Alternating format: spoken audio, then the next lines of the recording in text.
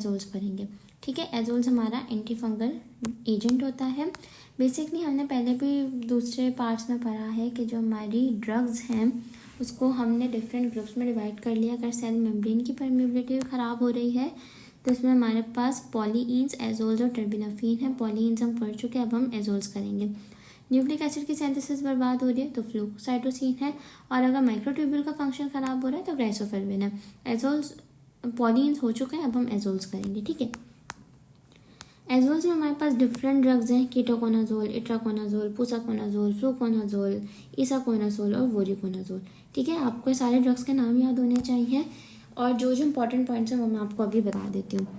Pharmacokinetics में क्या है कि सारे एजोल्स हर टिश्यू में चला जाएगा, सीएनएस में भी चला जाएगा, बट फ्लूकोनाजोल आपके सीएनएस में एंटर नहीं होता। और अगर आप इट्राकोनाजोल रिफेम्पिन के साथ ले रहे हैं, रिफेम्पिन आपकी एंटी टीबी वाली ड्रग है, यानी एक बंदा है जिसको टीबी है तो ऑब्वियसली वो रिफेम्पिन ले रहा होगा, तो उस बंदे को आप इट्राकोनाजोल ना दें, क्योंकि इट्राकोनाजोल की बायोअवेलेबिलिटी बहुत कम हो जाएगी रिफेम्पिन की वजह से। और अगर आप इट्राकोनाजोल दे रहे हैं तो इसकी अमाउंट थोड़ी ज़्यादा है। तो एमसीक्यू में आपसे घुमा के पूछ सकते हैं कि एक पेशेंट है जिसको टीबी है और वो अपनी टीबी की ड्रग्स ले रहा है, तो आप कौन सी एंटी फंगल नहीं देंगे इस डर से कि इसकी बायोअवेलेबिलिटी कम हो जाएगी, तो आप लिखेंगे इट्राकोनाजोल। हम इट्राकोनाजोल नहीं देंगे क्योंकि इसकी बायोअवेलेबिलिटी कम हो जाएगी, क्योंकि जो टीबी वाला बंदा है वो रिफेम्पिन तो खा ही रहा होगा, तो आपको इट्राकोनाजोल इस बंदे में नहीं देनी। मैकेनिज्म ऑफ एक्शन, थोड़ा इसको अपना दिमाग को और मतलब एक्टिव करके सुने कि जो हमारे एजोल्स होते हैं ना वो लेनोस्टिरोल को अर्गोस्टिरोल में कन्वर्ट नहीं होने दे रहे होते। ठीक है, आपका लेनोस्टिरोल अर्गोस्टिरोल में कन्वर्ट नहीं हो रहा। क्यों? क्योंकि लेनोस्टिरोल को अर्गोस्टिरोल में कन्वर्ट होने के लिए 14 अल्फा डीमिथाइलेज एंजाइम चाहिए। ठीक है, लेनोस्टिरोल को अर्गोस्टिरोल में कन्वर्ट होने के लिए 14 अल्फा डीमिथाइलेज एंजाइम चाहिए। एजोल्स क्या करते हैं, ये इस अल्फा डीमिथाइलेज को इनहिबिट कर देंगे। जब इनहिबिट हो जाएगा तो लेनोस्टिरोल अर्गोस्टिरोल में कन्वर्ट नहीं होगा, अर्गोस्टिरोल नहीं होगी तो सेल मेम्ब्रेन सही नहीं होगी, सेल मेम्ब्रेन सही नहीं होगी तो फंगल सेल आपका ख़त्म हो जाएगा। तो ये आपको याद होना चाहिए। ठीक है, साथ ही साथ इस सेल में, इस डायग्राम में भी ये चीज़ बताई हुई है कि आपके पास लेनोस्टिरोल को अर्गोस्टिरोल में कन्वर्ट होने के लिए 14 अल्फा डीमिथाइलेज चाहिए है। अगर 14 अल्फा डीमिथाइलेज ही काम नहीं कर रहा तो फिर आपका लेनोस्टिरोल अर्गोस्टिरोल में कन्वर्ट नहीं होगा, और इस 14 अल्फा डीमिथाइलेज को इनहिबिट करने के लिए हमारे पास एजोल ग्रुप ऑफ ड्रग्स है। अब अगर आपका अर्गोस्टिरोल नहीं बन रहा तो हमारी सेल मेम्ब्रेन बर्बाद हो जाएगी, और जब सेल मेम्ब्रेन बर्बाद हो जाएगी तो आपका फंगल सेल ख़त्म हो जाएगा। ठीक है, तो आपको ऐसे याद रखना है। अगेन एक और डायग्राम है हमारे पास, लेनोस्टिरोल को अर्गोस्टिरोल में कन्वर्ट करने के लिए एजोल्स 14 अल्फा डीमिथाइलेज एंजाइम को इनहिबिट कर देंगे। तो हमसे क्यों आता है कि अगर आप किसी पेशेंट को एजोल दे रहे हो तो उसमें कौन सा सब्सटेंस बढ़ जाएगा, तो लेनोस्टिरोल बढ़ जाएगा, क्योंकि लेनोस्टिरोल अर्गोस्टिरोल में कन्वर्ट ही नहीं हो रहा। तो ये चीज़ आपको याद होनी चाहिए। अब हम हर ड्रग को थोड़ा थोड़ा पढ़ते हैं। कीटोकोनाजोल बहुत ज़्यादा टॉक्सिक है। ठीक है, और जो कीटोकोनाजोल है हम सिर्फ कैंडिडा, डर्माटोफाइट्स और सिस्टमेटिक माइकोसिस में देते हैं, बल्कि अब कीटोकोनाजोल को हम यूज़ ही नहीं करते क्योंकि इसकी टॉक्सिसिटी भी ज़्यादा है। ठीक है, और कैंडिडा, डर्माटोफाइट्स इनको ट्रीट करने के लिए हमारे पास बहुत सारी अच्छी ड्रग्स मौजूद हैं। तो ketoconazole is use very rarely, अगर दे भी नहीं तो बस कैंडिडा, डर्माटोफाइट्स और इनके लिए दे देते हैं। जो दूसरी ड्रग है वो है इट्राकोनाजोल। इट्राकोनाजोल को ब्लास्टोमाइकोसिस, स्पोरोथ्रिक्स, क्रिप्टोकोकस, अस्परजिलस और हिस्टोप्लाज्मोसिस में दे देते हो। हर ड्रग का अलग अलग याद करना इज़ नॉट इम्पॉर्टेंट। अगर आपने एम्फोटेरेसिन बी को प्रॉपर याद कर लिया तो इनके हर यूज़ को याद ना भी किया जाए तो इट्स ओके। वोरिकोनाजोल अस्परगिलोसिस में दोगे, यानी आप पहले अस्परगिलोसिस में एम्फोटेरेसिन बी ही दोगे। अगर एम्फोटेरेसिन बी उस पेशेंट पर काम नहीं कर रही तो आप अस्परगिलोसिस को ट्रीट करने के लिए वोरिकोनाजोल दे दोगे। कैंडिडा के लिए आप सबसे पहले फ्लूकोनाजोल दोगे, बट अगर फ्लूकोनाजोल काम नहीं कर रही तो वोरिकोनाजोल दोगे।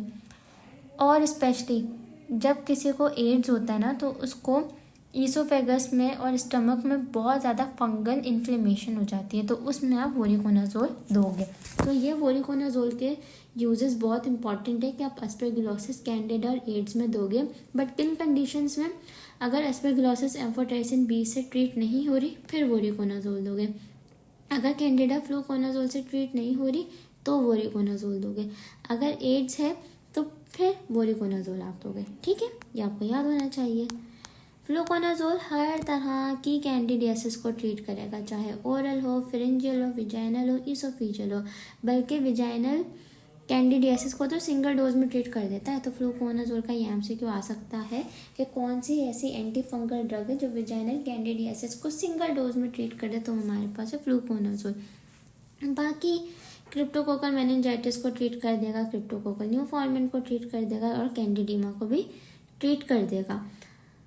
क्रिप्टोकोकल न्यूफॉर्म्स में आप एम्फोटेरिसिन बी दो या फ्लूकोनाजोल दो, एक ही बात है। इसी तरह कैंडिडीमा में भी यही है, आप एम्फोटेरिसिन बी दो या फ्लूकोनाजोल दो, सेम चीज़ है। एमसीक्यू पॉइंट ऑफ व्यू से ये चीज़ इंपॉर्टेंट है। इट्राकोनाजोल पुसाकोनाजोल से सिमिलर होती है और वेल टॉलरेटेड होती है। तो अगर आप किसी पेशेंट को पुसाकोनाजोल प्रेफर कर रहे हैं, मतलब प्रिस्क्राइब कर रहे हैं, तो आप पुसाकोनाजोल देने से बेहतर है इट्राकोनाजोल दे दें, because it is well tolerated.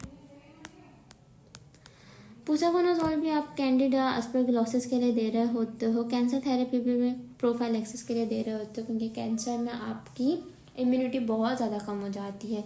तो इस वजह से इम्यूनिटी कम होगी तो फंगल इन्फेक्शन ऊपर से लग जाएंगे, तो इस वजह से पुसाकोनाजोल प्रोफाइलैक्सिस में देते हो। पी से पुसाकोनाजोल, पी से प्रोफाइलैक्सिस। साथ ही साथ ये है ना पॉइंट एमसीक्यू वाला, ये याद कर लें कि आपके पास एक ऐसी फंगस है जिसे हम राइजोपस कहते हैं। राइजोपस किसी एजोल से ट्रीट नहीं होती, सिर्फ और सिर्फ पुसाकोनाजोल है जो इस राइजोपस को ट्रीट कर सकता है। तो ये एमसीक्यू आ सकता है कि कौन सा एजोल राइजोपस को ट्रीट करता है, तो आप लिखोगे पुसाकोनाजोल। तो ये है आपका एमसीक्यू वाला पॉइंट। ठीक है, टॉक्सिसिटी इतनी ज़्यादा नहीं है, नोजिया है, वॉमिटिंग है, डायरिया, हेपेटोटॉक्सिक है, नॉट वेरी इंपॉर्टेंट। अब जो कीटोकोनाजोल है ना, वो बहुत ज़्यादा टॉक्सिक होता है, बहुत ही ज़्यादा टॉक्सिक होता है। क्यों? क्योंकि आपका P450 एंजाइम को इनहिबिट कर देता है।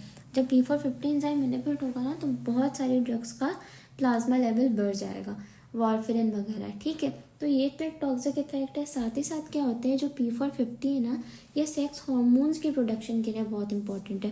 अब अगर एक पेशेंट कीटोकोनाजोल ले रहा है, इसका P450 एंजाइम इनहिबिट हो रहा है, तो इसके सेक्स हार्मोन्स नहीं बनेंगे, जिसकी वजह से मेल्स में गायनेकोमेस्टिया हो जाएगा, क्योंकि मेल सेक्सुअल हार्मोन टेस्टोस्टेरोन वगैरह तो बनेगा ही नहीं, तो इसमें गायनेकोमेस्टिया हो जाएगा, उसमें फीमेल वाले फीचर्स बढ़ जाएंगे।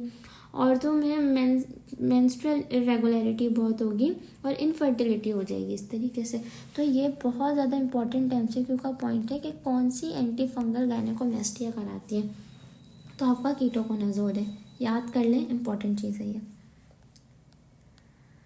वोरिकोनाजोल और पुसाकोनाजोल भी बहुत ज़्यादा आपके टॉक्सिक होते हैं। वोरिकोनाजोल वीजो डिस्टर्बेंसेस कराते हैं, वी से वोरिकोनाजोल, वी से विजन।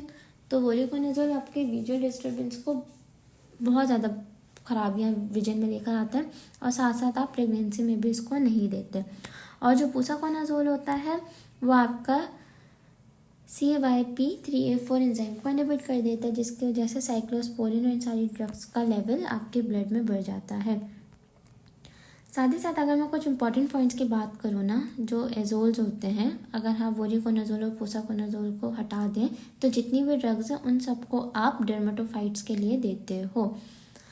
पुसाकोनाजोल का क्या इंपॉर्टेंट पॉइंट था कि आप राइजोपस के लिए इसको देते हो, और वोरिकोनाजोल का क्या था कि आप इसको रेजिस्टेंट स्ट्रेन्स में वोरिकोनाजोल दे रहे हो। तो और बाकी जितने भी आपके एजोल्स बचे बाकी, वो क्या कर रहे हैं, वो डर्मेटोफाइट्स को ट्रीट कर रहे हैं। ठीक है, इसके अलावा इट्राकोनाजोल ऑन्कोमाइकोसिस के लिए बहुत ज़्यादा इफेक्टिव होती है, क्योंकि इट्राकोनाजोल ना आपके नाखूनों वगैरह में 1 हफ्ता 2 हफ्ता परसिस्ट करती है, और वो थोड़ी थोड़ी वक्त के साथ रिलीज़ होती है और अपना काम कर रही होती है।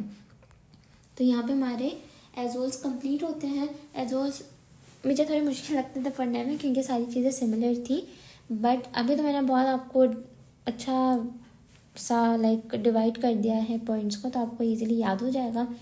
कीटाकोनाजोल की टॉक्सिसिटी मत छोड़िएगा, इट इज़ वेरी इंपॉर्टेंट। इसके अलावा आपका इसका मैकेनिज्म ऑफ एक्शन बहुत ज़रूरी है। पुसाकोनाजोल राइजोपस को ट्रीट करता है, ये पॉइंट आपको याद होना चाहिए।